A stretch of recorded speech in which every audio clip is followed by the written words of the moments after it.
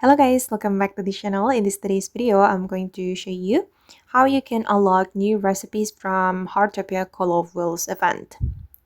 Okay, let's get into it guys. There are 3 new recipes that you can unlock from the Call of Wheels event in Heartopia. The first one is the sea grape and shiitake chawan mushi. And then the second one is wakame meatball soup.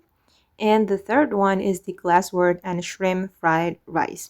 At first, guys, I thought that all these recipes can be unlocked after we level up our cooking hobby, but actually we can purchase it from Masimo's cooking store.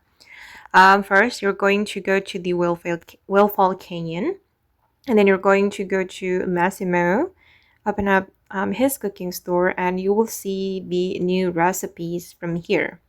Okay, the sea grape and shiitake chawan mushi, and meatball soup, and the fried rice.